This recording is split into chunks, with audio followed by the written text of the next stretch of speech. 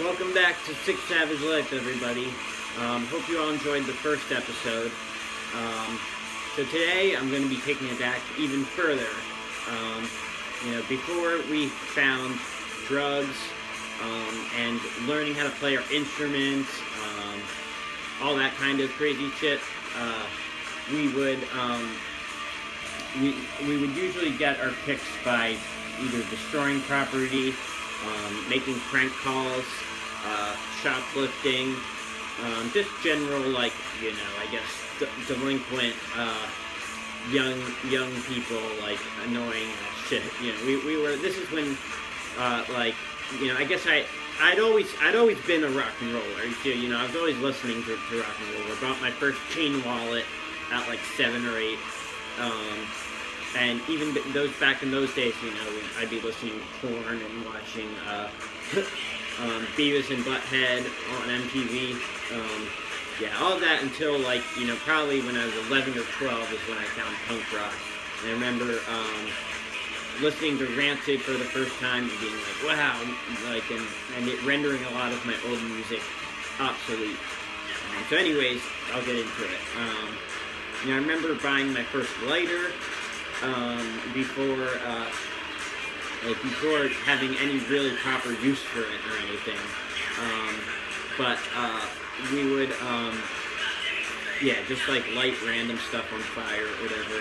I just thought it was funny. I was having a conversation with my dad last week about him saying, he's somewhere on the pyromania scale, some building, he's talking about this when we were building a fire in our backyard for Thanksgiving.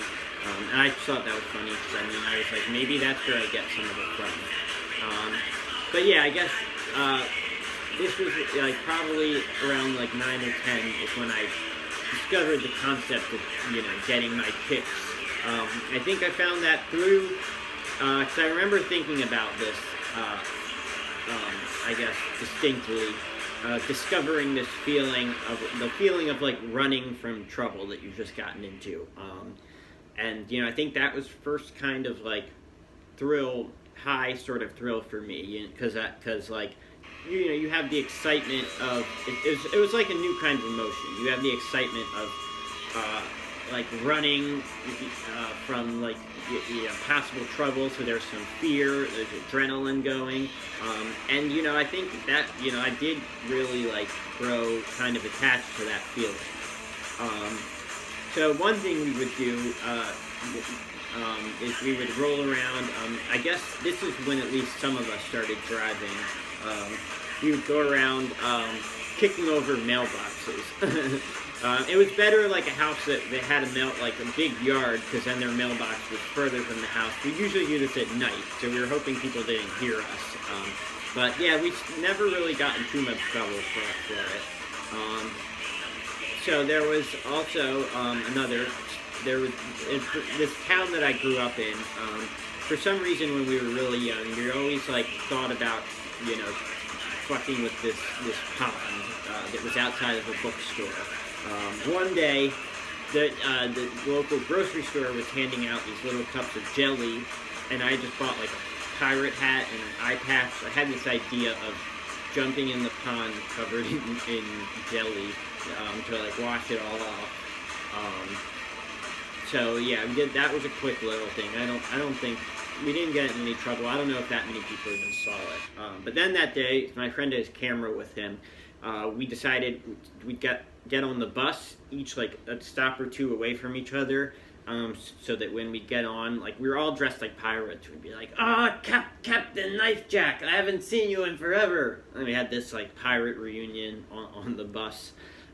Another day, we decided it would be funny to pour a bubble bath in this pond.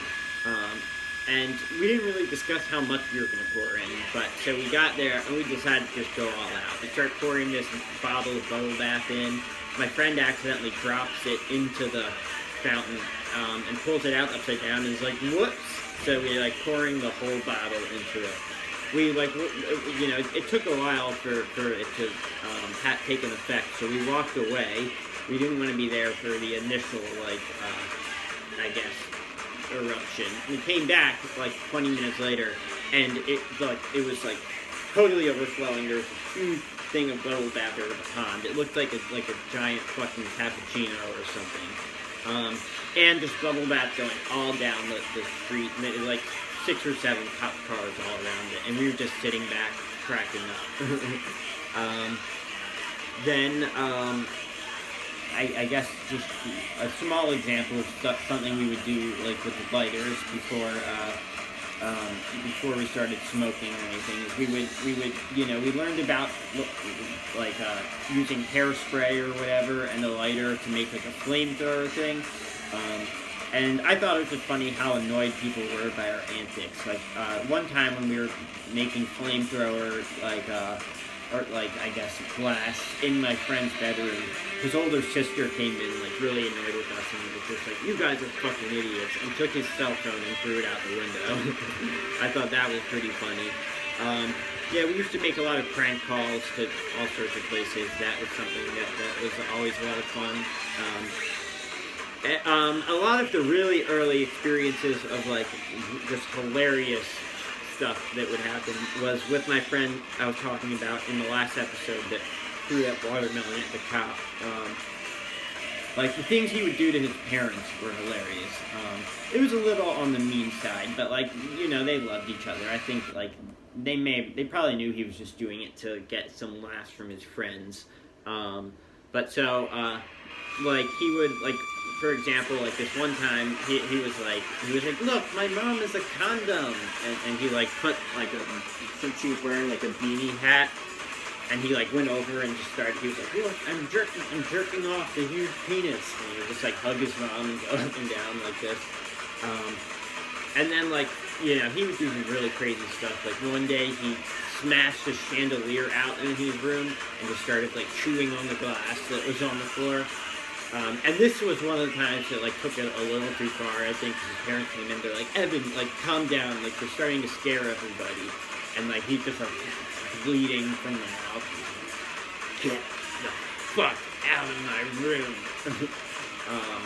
But yeah, it was, like, he would always do stuff like that.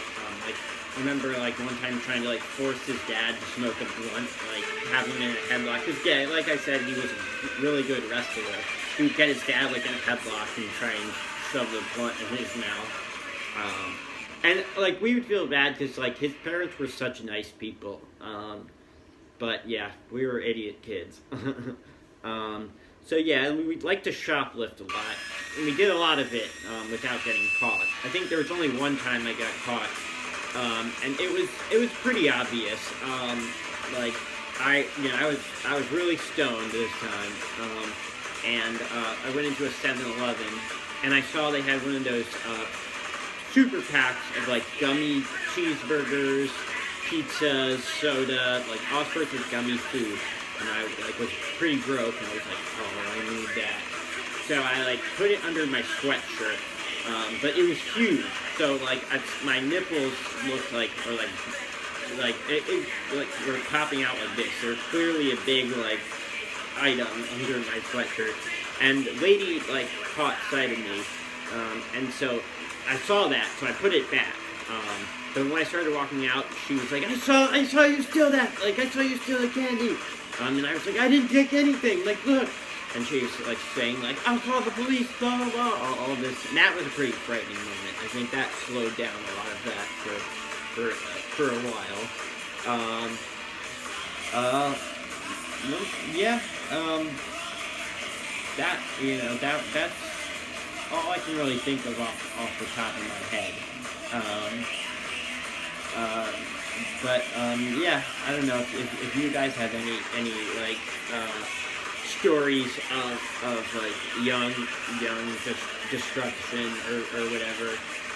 Feel free to drop it in the comments or whatever. These are usually pretty short stories. Like we would just do a lot of shit like on a whim. But I think that just starting from the beginning, where we get some good ideas. I think later on in life, some of our troubles started to take a darker turn.